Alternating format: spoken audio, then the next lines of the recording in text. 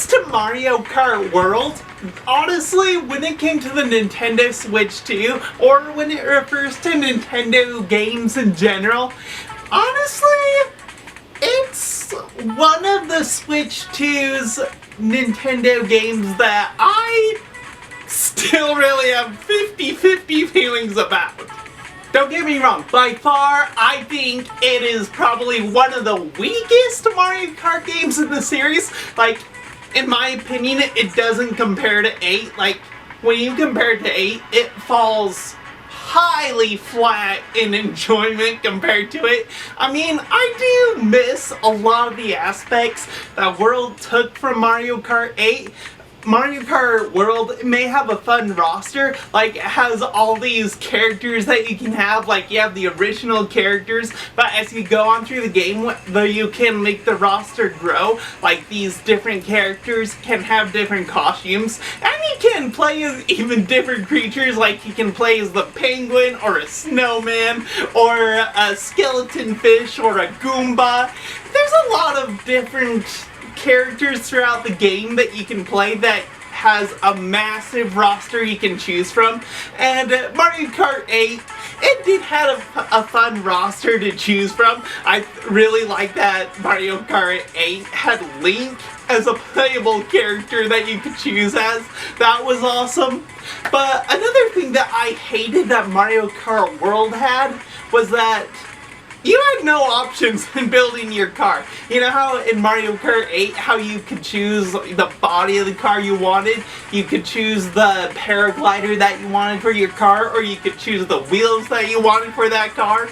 With Mario Kart 8, it takes away that whole aspect of the game, how you get to choose and customize how your car wants to look, and how the cars are already built. That's one of the major things that I miss from Mario Kart 8. But with Mario Kart World, I feel like Nintendo kind of felt like the cars that have been built are made for these specific characters on the roster, and it's up to the players to choose what character fits best with certain cars. So, if that's the case, I gotta give the whole picking a car, building a car, and character roster thing a kind of a bit of a break for the roster in Mario Kart World. I actually do kind of enjoy the races in Mario Kart World compared to Mario Kart 8. I mean, in Mario Kart World, you have the cups that you want to choose, and you have the entire map of the world set out before you, depending on what cup that you choose. You can start out in the snowy mountains, and instead of like how in Mario Kart 8, where it was just doing a 20-second lap 3 times, with Mario Kart World, it's taking your character, and some areas you are doing laps like regular Mario Kart, but with these, the laps are driving across the world to the next destination, which when I first played this game, it shocked me that that was the whole goal of the game, to get from point A to point B. So that was really cool. I mean, with Mario Kart World, you can start up in the snowy mountains of DK Pass, or you can drive all the way down to the ruins of Mystery Block, or you can drive through a beach, or this like Peach's Castle or Ice Castle City that you drive through. I think it's kind of cool that the point of Mario Kart World was just to explore the world of Mario. So that was kind of cool. I like the aspect of that. I can't hold it against Nintendo for that. It was fun just to be able to travel the world in Mario Kart as a Mario Kart character. I thought that was pretty cool.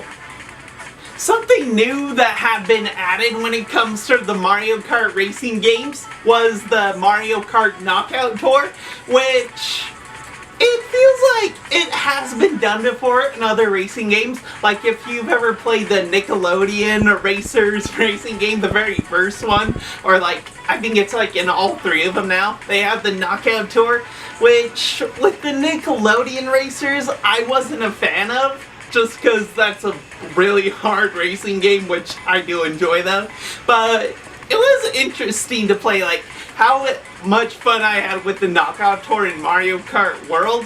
How with the Mario Kart World, the Knockout Tour, it depends how good you are with these races. How you have to be able to reach certain lap points in a certain place. Like only like the top 8 racers can continue the race to finish it, and if you're not in that, it just kicks you out of the race, which can be frustrating, but also a good challenge at the same time to test your abilities as a driver in this game.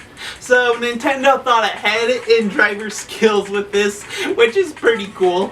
Also, as the game has been upgraded, there are other areas through this Mario Kart World that have been added. Different pre's that have been added to it with the Knockout Tour, like the Drill Cup or the Leaf Cup. I've done the Drill Cup, and that one's actually really fun. How it starts out in the Stormy Sea and ends up with the Lava Bowser lapping area.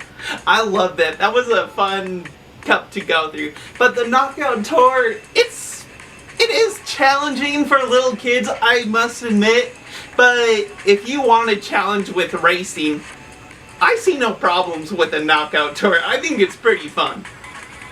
And the biggest problem that Mario Kart World has that everyone says, which I can see where they're coming from, and I do agree with, I would say, is the free roam option. With the free roam, yeah, it's cool to be able to choose your character and choose where you want to go in the world, and to just drive off track, to be able to go wherever you want to go with free roam. But at the same time, that's its own enemy. Like, there are no other racers. Occasionally, a non-playable racer will show up just doing their own thing in the world that you're choosing to drive in. And yeah, there are like blue coin challenges or stamp challenges that you can try, but really it's just boring. Like, it is cool to just travel the world and to have no pressure of being in a race, but it takes forever to find these certain challenges which are just so little and they're spread out through the entire map. And it just gets so boring real fast. That's the problem with Metroid Prime Beyond, with the giant desert that people had. There was nothing to do with the desert. Like, enemies would pop up occasionally, but it was really just Samus driving alone in a desert. And that's how it is with free roam. You're just driving alone. Occasionally, some challenge you'll find, but really it's just a boring open world for you to drive through. So, open world, I would say, is the biggest problem with Mario Kart World, just because it's boring. Anyway, I just decided to make this video because I've been playing a lot of Mario Kart World lately. Like I said at the beginning of this video, it's a Nintendo game that I can't decide if I either love or hate, which is really weird because when you got like Donkey Kong Bonanza, which I made a video of, I loved that one until I didn't, where it felt like it just got repetitive. With Metroid Prime Beyond, I love that game. With Age of Imprisonment, I had such high expectations for that game, and they were completely met when that game was released. I actually pre-ordered Age of Imprisonment, and I was not disappointed with it. So when it comes to Mario Kart World, it's just strange that I have 50-50 feelings. Either I hate it some days, or some days I can't get enough of playing it. It's pretty weird. Anyway, that's what I got for you guys. I just wanted to yap about my quick thoughts about my newest gameplay through Mario Kart World. And yeah, those are my thoughts about it. I do like unlocking new characters, getting costumes, getting random characters through different objectives in the game. That's always fun. But still, I have to go with Mario Kart 8 being the better game. Anyway, I hope you liked this video. If you did, please give it a thumbs up. Please subscribe to the channel if you want to see more videos like this. And yeah, we'll see you next time.